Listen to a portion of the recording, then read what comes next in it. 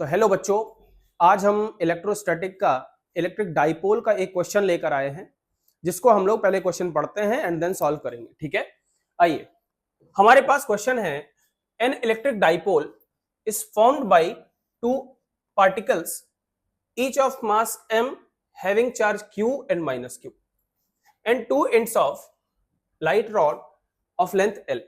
ठीक है भाई, dipole is placed in uniform electric field parallel to it. Now the dipole is slightly rotated about its center of mass.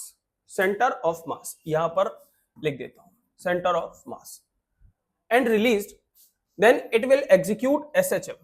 Then find time period of oscillation.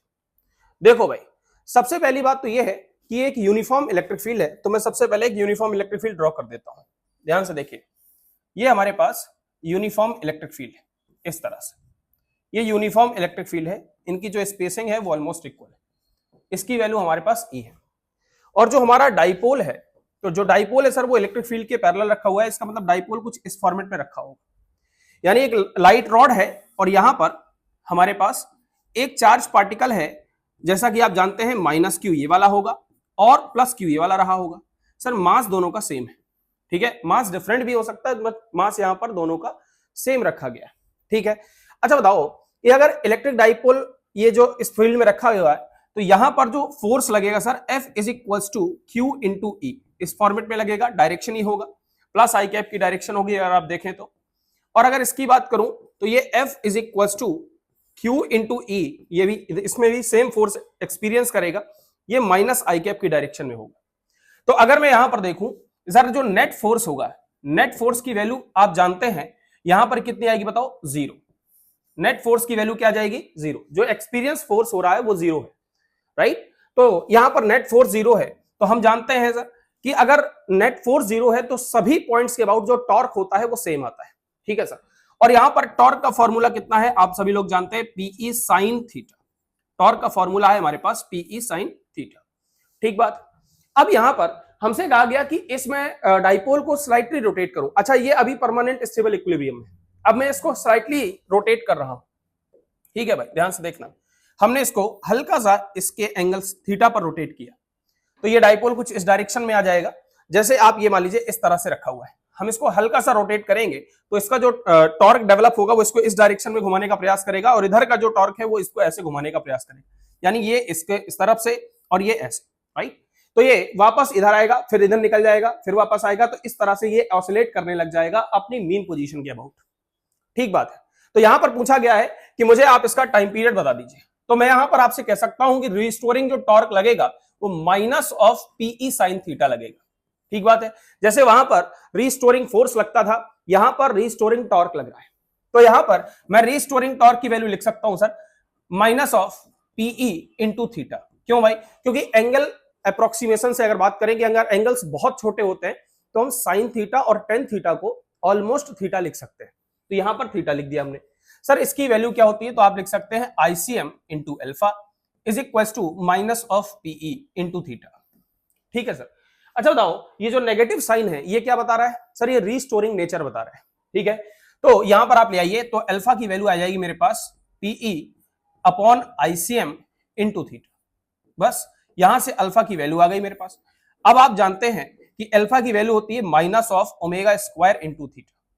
इससे compare करा दीजिए, तो negative sign से negative sign compare कर जाएगा। देखिए alpha से alpha कर गया, थीटा से थीटा, तो ये जो वैल्यू लिखी हुई है ओमेगा स्क्वायर है। ठीक है बच्चों, तो यहां पर अभी हमने देखा कि alpha is equals to minus omega square into theta लिखा हुआ है। अब आइए, तो हम जानते हैं बच्चों ओमेगा स्क्वायर की वैल्यू मैं यहां से निकाल के रख सकता हूं। ओमेगा स्क्वायर की वैल्यू लिखी है पीई अपॉन आईसीएम, मैं लिख सकता हूं पीई अपॉन आईसीएम।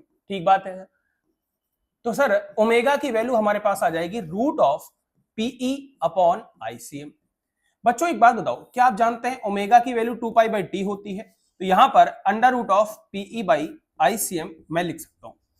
तो बच्चों टी का वैल्यू मेरे पास आ जाएगा यहां पर 2 pi under root of ICM upon P E. बच्चों आप जानते हैं ICM is what, moment of inertia about its centre of mass. मैं लिख सकता हूं आईसीएम का वैल्यू। बच्चों आईसीएम का वैल्यू क्या होता है, एमआर स्क्वायर, सभी लोग जानते हैं। यहां पर किसी पॉइंट मास के लिए एमआर स्क्वायर होता है, अगर रॉड हमारे ऐसी होती जिसका मास कुछ ना कुछ कंसिडरेबल होता, तो मैं उसके मोमेंट ऑफ इनर्शिया उसके सेंटर ऑफ मास से लिखता तो ml²/12 आता। तो अब यहां पर मैं टी लिखने जा रहा हूं, तो sir 2 pi under root of, इसका हम लिख सकते हैं I of rod plus I of point mass, ठीक बात है, अपॉन सर यह आ जाएगा पी। इसका हम यहां पर जीरो कर देंगे, चूंकि लाइट रॉड है और उसने कह दिया है, तो 2 पाई अंडर रूट ऑफ यह आ जाएगा बच्चों मेरे पास m L/2 का होल स्क्वायर अपॉन पीई। चूंकि 2 पॉइंट मासेस हैं तो यहां पर 2 से मल्टीप्लाई कर दीजिए, तो t इज इक्वल टू आ जाएगा बच्चों 2 पाई अंडर रूट ऑफ, यह आ जाएगा मेरे पास ml²/4 multiply by 2 upon P E. तो मेरे पास बच्चों ये आंसर आ जाता है 2 पाई अंडर रूट ऑफ, ये कैंसिल आउट हो जाएगा, तो ml²/2 times of P E. This is your answer for this question. लेकिन बच्चों एक छोटा सा मैं यहां पर आपके साथ डिस्कशन और करना चाहूंगा। दरअसल इस क्वेश्चन में हमने यहां पर यह देखा है, आप जरा इसको फोकस करना भाई, है ना। यहां पर इसने कहा है कि each of mass m, charge हमारे पास q और माइनस q ही रहेगा, लेकिन कभी ऐसा हो जाए कि दोनों के मासेस जो है वो अलग अलग हो जाए, एक का मास m हो दूसरे का मास 2m हो, तो कई बार बच्चे क्या करते हैं उसमें उसको गलत कर देते हैं, उसको सेंटर ऑफ मास के about he moment of inertia लिख देते हैं। बट मेरा मानना यह है कि अगर कभी ऐसा हो जाए कि एक मास m हो और दूसरा मास आपका 2m हो, चार्ज पार्टिकल का, ऐसा हो सकता है, तो उसमें हम क्या करेंगे, सीधा कुछ मत करिए बच्चों, उसके आईसीएम लिखते समय आप mr² की जगह म्यू इंटू r स्क्वायर रख दीजिए, म्यू इंटू r स्क्वायर रख दीजिए, जहां पर म्यू क्या होता है बच्चों, रिड्यूस मास होता है। म्यू क्या होता है, रिड्यूस मास, ठीक है। 2 बॉडी सिस्टम को 1 बॉडी सिस्टम में कन्वर्ट करने के लिए हम रिड्यूस मास का यूज करते हैं, और रिड्यूस मास का वैल्यू होता है बच्चों m1 m2 upon m1 plus m2। यहां से आप म्यू की वैल्यू निकालिए एंड आप आईसीएम निकाल लीजिए और उठाकर आप इसकी जगह पर रख सकते हैं, ठीक है। तो मुझे ऐसा लगता है कि आप इस ये जानकारी आपके लिए काफी हेल्पफुल रहेगी। तो अगली वीडियो में मैं इसके आगे की बातचीत करूंगा, कुछ कॉन्सेप्ट्स के साथ आपके साथ डिस्कस करूंगा। तब तक के लिए बढ़िया से पढ़ते रहिए, पॉजिटिव एनर्जी बनाए रखिए। धन्यवाद।